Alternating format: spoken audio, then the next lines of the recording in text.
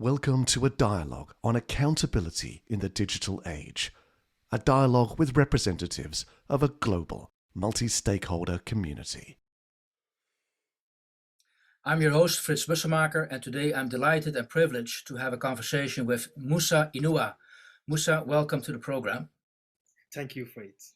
Allow me to introduce Musah. He's the co-founder of Voices for Peace, an NGO formed in Ghana, the founder CEO of Confluent Media. He has a degree in journalism and communications, and in 2014 he was the recipient of the certificate in advanced online strategy by the BBC. And you're a native from Ghana. So again, Musah, thank you so much for joining us. Thank you so much for having me, Frits. So very quickly, you are the co-founder of the Voices for Peace. Tell us a little bit more. What is that? All right.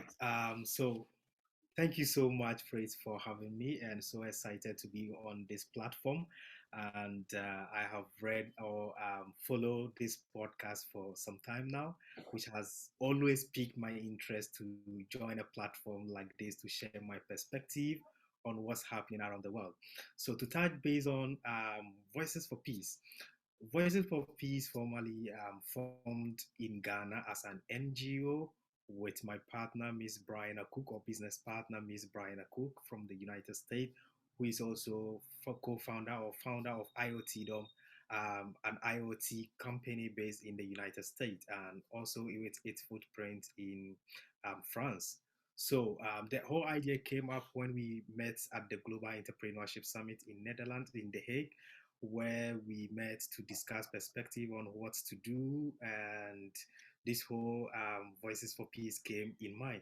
And then with our main purpose or goal has always to be using digital solutions in advancing more of solution of what's happening between sustainable development and what's happening in developing countries. By so being good, we have achieved a whole lot, which our project has mostly been featured on OECD or Paris 21's conversation on data for change initiative, and also was highlighted actually at the UN United Nations Data for Change Forum in Switzerland in Bern last year. So we are so excited. The conversation keeps growing. Our much more motivating factor on how to advance digital solutions, encourage communications, and building a better platform, encouraging peace process. So this is where we sit now on Voices for Peace. There are many more add-ons that we also looking to factor on the SDGs, which during our conversation, I'll be glad to share some of these perspectives. Oh, by all means, please do. Well, first of all, congratulations with the recognition from both the UN and the OECD. So that means you have to do something good because there's so much in this world out there. Now, you're also a journalist, Yes. and I also would be interested to see how you combine your role as a journalist and Voices for Peace. How do they relate to each other? So I work as a freelance journalist, but I also the founder of Confluent Media and the founding editor for FennelNews.net, an online news platform that we publish news articles on what's happening around the world, with our primary focus on diplomacy and then also international relations and special events.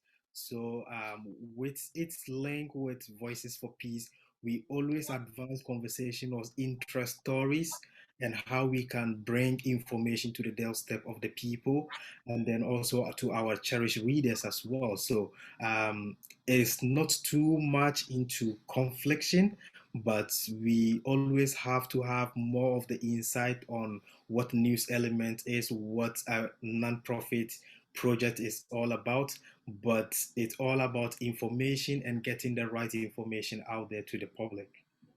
Okay, now you're trained as a journalist, so I would assume you got in that training also ways to look at, okay, check your sources, make certain it's actually credible news, credible sources, I would assume you take that skill with you when you run Voices for Peace.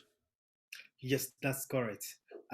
So with journalism, can you repeat the question again? Sorry. No, no. Well, as a journalist, you're trained to check and double check your sources, make certain that when you have a story from various sources, you check if it's actually a true story or not. I Yes. can assume you're using those same skills for Voices for Peace. So you're having your journalist mindset when you provide solutions in the Voices for Peace initiative. Yeah, so check and balance or check or fact checking Yeah. is always a priority, even not in journalism field, but even in governance process or in every aspect of our lives. We need to encourage the process of having the accuracy of information to put out there so that we will not have misinformation. So if you look at what's happening around the world, there is different diversity of views on mainstream media, on other traditional media platforms, and now we have a huge advantage of its disadvantage. That's the social media aspect of conversation. Everyone at all can come up with its own Yeah. conclusion or its own stories, but formulating it to understand that this is the formality of how to disseminate the right information, and also the audience to identify how this information is accurate in putting out there. So with our work at the Voices for Peace, it has always been with solving problems that are being filtered through social media and other news media platforms. So a goal of us in encouraging conversation on SDG goals has been one of the highly advanced using digital tools, solutions in taking data, and then also accessing data to give accuracy of information and facts. Okay, so when you talk about digital solutions, what kind of solutions should I think of? So with solutions, we think about mostly with Voices for Peace, for instance, our recent project that we did ahead of election, which I think we invited you as a speaker some time ago. So we classified research works Hmm. which we can put data out there using digital platforms. So we can disseminate a lot of data online through questionnaire and get access of those data, and later on filter the conversation to see what people are talking about or what has been the most priority when it talks about development accessibility. So we filter information using digital tools. So we build a structure for platforms which we can collect data, and of course with the right mindset of having solution back into it. So these are some of the digital solutions, and we use the social media to advance some of these conversations, and in the end, establish stakeholder engagement and have a proper dialogue on what we have collected. Okay, so what I'm hearing you is am I assuming now that you see social media as a blessing? Yes, of course, and there is more to it. I know you already know about the world discussing more about privacy, Hmm. its policy. So there is more to understand and to mitigate, but we still have it as an advantage, especially where I come from in developing countries like Africa. Most of this digital tool is more of an avenue that creates awareness, but of course there is a huge disadvantage also in understanding what to use a huge platform on social media to advance a rightful conversation. Yeah. So, regardless of saying the positive side, there is a huge advantage of it. It has created a whole lot of avenue for, let's say, revenue mobilization for some youth in Africa, which is very huge. And now you can talk about TikTok, you can talk about a lot of media platforms that are really doing so well, but there is always the bad side of whatever we do, even among ourselves. Yeah. Okay, because let me ask you one question before I ask the follow-up question. What's the status of the free and independent press in Ghana? This is really interesting question. Yeah. Yes, over a decade, Ghana has been a very instrumental. We hosted, I think, one of the biggest conversation on journalism in Ghana recently, about 2 years ago, which has piqued a whole lot of interest. And we have the best journalists who are mostly investigative journalists from around the world that hail from Ghana and doing so well, contributing to a whole lot of developmental agenda and bringing more of stories that matters to the people around. But it's unfortunate in some few years or months now we haven't had that free of expression that much because of interference of political activities, which I won't classify as a healthy one. And on the global ranking, currently, I think we dropped nearly, but I can't give exactly Okay. quote, but it hasn't been that well. But journalism in Ghana is very impressive one. Diversion of views, because most journalists sometimes think they can say whatever they want because they are journalists, which never like that. In whatever there is a policy, there is more of limitation of what we do and how we put information out there. Okay. Now, please correct me if I'm making a wrong assumption right now, because I realize the context I'm asking this question of the role of social media is I live in the Netherlands, so we have free press, free and independent press. So you see a classic journalist still trying to figure out how to relate the media, mainstream media, and social media, as it were. And we trust mainstream media. Am I now making assumption because although you might have lack of checks and balances on social media, given the situation of the mainstream press, actually social media offers something beneficial because it's not being regulated, it's not being controlled, and it is much more a free platform to share knowledge. Is that the way I see it being used in Ghana? Yes, so you see, social media has a vast of range of audiences, and everyone at all Yeah, can have the platform. And yeah, as you rightfully mentioned, the limitations of who does what and what you put out there, social media in Africa is very free to some countries, and especially where I come from, it's very freely and open to say whatever you want. But there is a whole lot of laws. There are tort laws, there is civil wrong, and many more others. That if you try to use the platform wrongfully, yeah. there is accountability that awaits you at the end. Well, So this yeah, that's a platform, good segue indeed, because I want to talk about accountability and what this all means for accountability where you come from. So thank yes. you for raising that. Great. So it's really a peak of interest on avenues of platforms that we use to disseminate information is totally free. There has been a conversation on having regulations on social media in Ghana in the past, but we haven't had any formal communication from the government or from the policymakers, since that online news platforms are always free in establishing. You can just set up an online platform. So we have so many bloggers, young bloggers coming from Ghana who always put their own thought out there for audiences and for other, channels.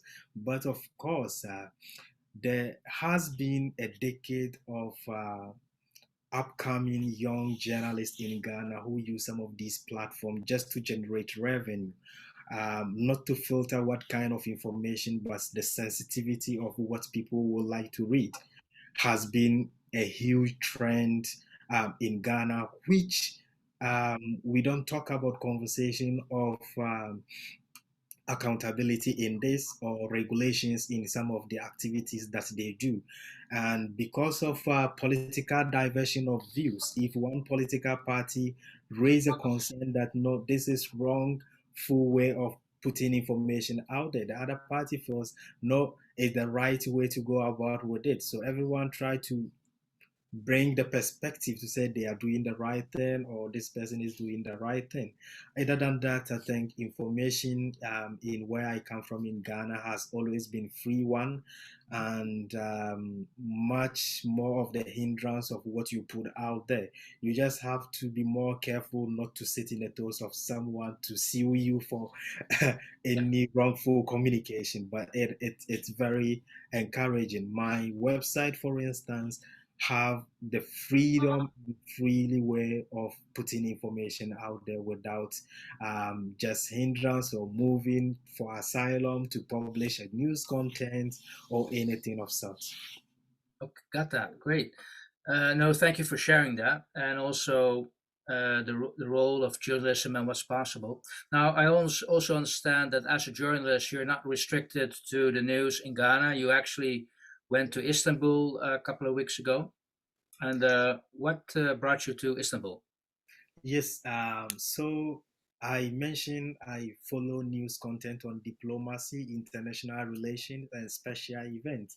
So this is where I am. I think I've attended to your event in Netherlands before as well, and it's always a pleasure attending a global events. Currently in Istanbul, there are so many happenings around Eastern Europe or Europe in general or around the world. Even in Africa, we still have a lot of challenges around us.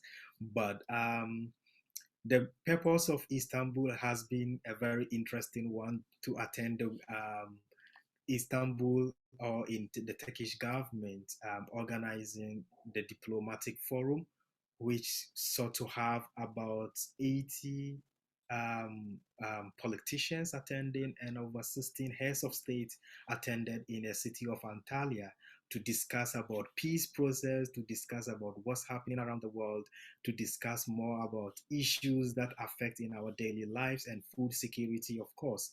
Okay. So it has been a very interesting outcome, and unfortunately, what's happening in Ukraine between Russia, the two foreign ministers, together with the Turkish counterpart, met together to dialogue to discuss about peace process, but there hasn't been any fruitful outcome from that meeting in Antalya. But it's a good platform that they all came together, see each other face to face for the first time since this unfortunate incidents that happening in both countries, and Turkish government in Eastern Europe to talk about hosting the Turkey diplomatic forum. I think has been a very laudable one. This is the second edition that we are here to listen to policymakers, to listen to top diplomats, to listen to other stakeholders Yeah. who were invited to share their views on what's Okay. happening. Musa, thank you. For that question there. To what extent does digital technology play a role in those discussions? Um, yes, of course. This has been always an advancement of conversation, and I think the world needs to um, put a listening ear into some of these digital platforms or solutions that could help to mitigate more of what is happening around us. It's always a way of convenience because some of these events couldn't put a whole lot of people together, but with digital solutions, yes, a whole lot were able to participate through a virtual platforms. Okay, great. Thank you. Because I think now is coming the moment that I very honored and pleased to share to the rest of the audience that you are going to be one of the hosts of the I4ADA dialogues. So you will be the feet on the ground in Ghana to talk about accountability in a digital age with people from Ghana, but also in the wider African region. So I'm going to be very interested to see what kind of conversations and dialogues you're going to have there. And also, do you have an idea of what you hope to achieve by doing those dialogues? Thank you so much. I think this is a huge opportunity, and I'm so honored to join this huge platform of global conversation on what's happening around us. And to talk about my interest, yes, we always share mutual views on ideas like this, and I hope to bring more value of what's happening in terms of accountability in the digital age, in terms of diversion of opinions on diplomacy and how to use digital solutions in helping solving much more problems, especially from Western African sub-Sahara. You know, we have the Francophone, we have the Anglophone in Africa, which we are centered with about two leads with the African Union, the West African sub ECOWAS as well. It's really of a good way to bring much more of clearer perspective of what some of these leaders ought to achieve using digital platforms, and then also the bigger range of what the outcome that I'm always passionate about to see is accountability. And this is going to have a long way for us to go if we keep on encouraging accountability process, and then also educate the youth, and then also get the right thinking individuals in our society to encourage more of the accountability process. I think we will be in a better world for all of us. Hey, Musa, I want to thank you so much for making the effort not to talk today, but most importantly, for the future dialogues you're going to have. So I'm going to look very much forward to listening to those conversations you're going to have. Thank you. For now, thank you for sharing your thoughts on what you are already doing through the Voices for Peace, through your role as a journalist, and now also as a host of the I4ADA dialogue. So thank you so much. Thank you so much for having me. Always a pleasure.